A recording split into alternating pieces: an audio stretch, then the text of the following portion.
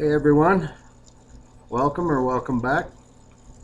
I'm going to try to keep this short, so I'm not going to define corporatism uh, beyond saying this. We're not talking about small business here.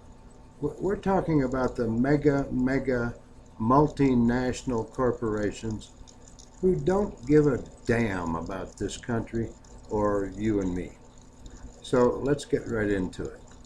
Here are two ways that you as an individual can fight corporatism. Uh, Individually, you don't have to join a group. There's nothing wrong with that, but you don't have to do it. You don't have to be in a large organization. Nothing wrong with that either. But here's what you can do individually. Number one, boycott Apple Computer. Not because of the FBI thing, because Apple is right about that. No, not that. Boycott them because that company does not produce a single one of their products in the USA. Apple has chosen to shift all of those jobs overseas. And until we make them realize there's a heavy price to pay for that, they're going to continue to do it. So boycott them.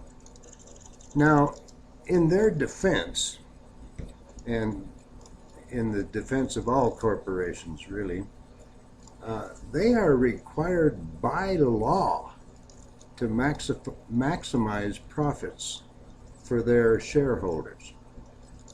Thank you very much, Democrats and Republicans. But despite that, if we were to boycott them, and it would have to be massive, obviously, and they were to return to the United States to do manufacturing and therefore pay higher wages and reduce their profits, that would still be better for them than to continue overseas with a massive boycott going on, because sales would be reduced quite a bit. And I lost my train of thought. Let me check something here. Oh, either they would have their sales reduced quite a bit, or because of the boycott, they would eventually go bankrupt. So, despite that law that I told you about, they are better off to come back here and reduce their profits and hire Americans. So, boycott them. They have not served this country well. And by the way, the FBI thing, Apple is right about that. I'll give them credit for that. All right, number two, what you can do to fight corporatism.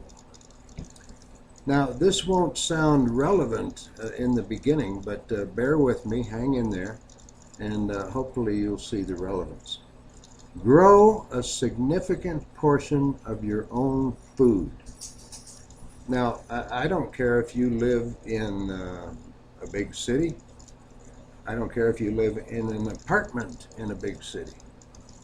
You can raise your own food to some degree or another by container gardening. Now, to help you see the relevance of this in terms of fighting corporatism, I urge you strongly to do a YouTube search for urban homestead. Urban homestead. Look for the documentaries. They're very short. I think there's a couple of them. And a number of interviews with this guy and his family. These people are geniuses. They're producing 6,000 pounds of food annually on 1/10 of an acre, basically in a city, or it looks like maybe a suburb, a normal city lot. That's how much food they're producing. Now, as I say, if you're in an apartment,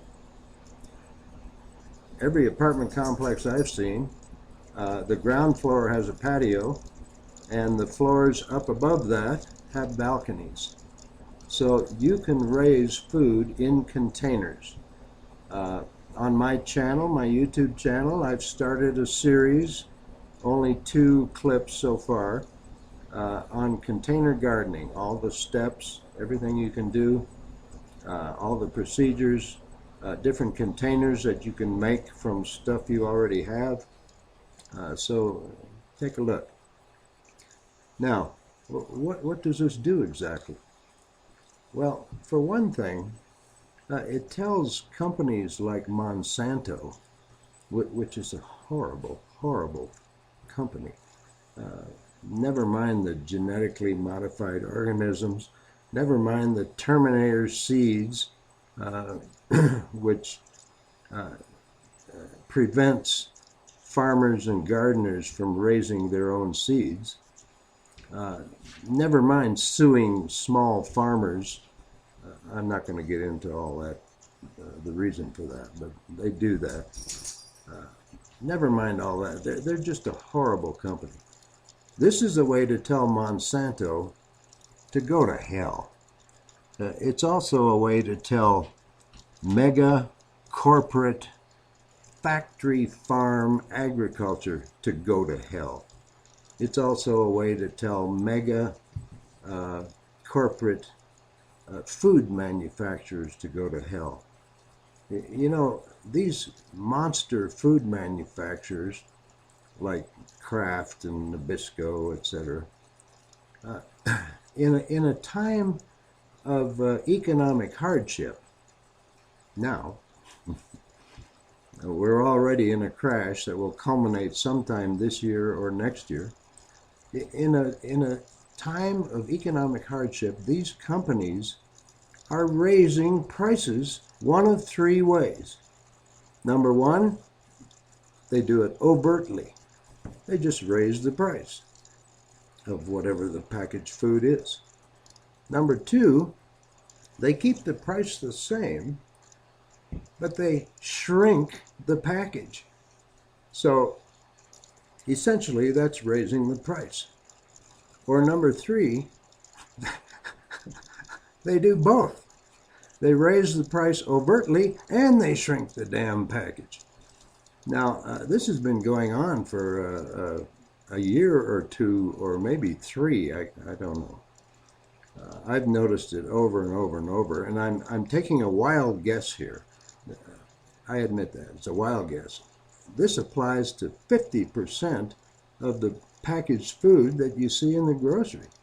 And not only packaged food, but assorted sundries or associated sundries like paper towels for the kitchen, or a box of facial tissue, toilet tissue, things like that.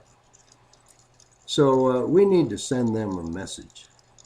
And one of the ways to do that is to raise your own food. Now, let me check my crib notes here.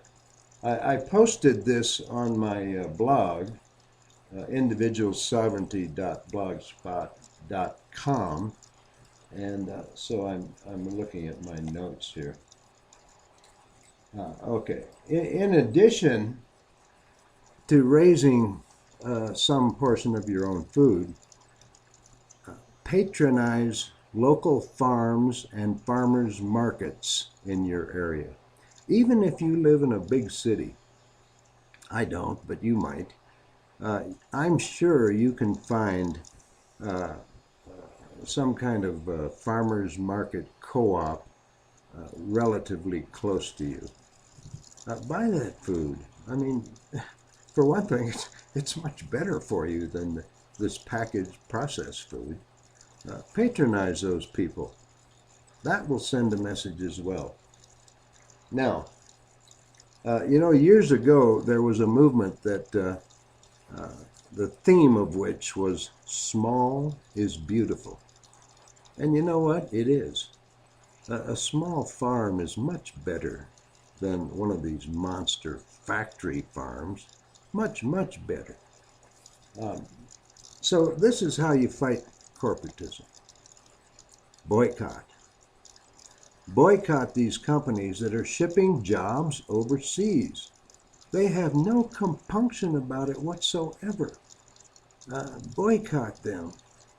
Now, in addition to that, raise a good portion of your own food. This is not flashy. It takes some time to have an effect, and perhaps there are even some small sacrifices we have to make.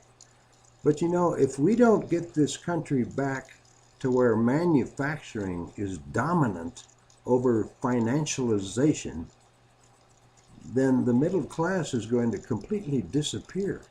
And everyone on the lower rungs of the economic ladder are going to be condemned to poverty, essentially forever.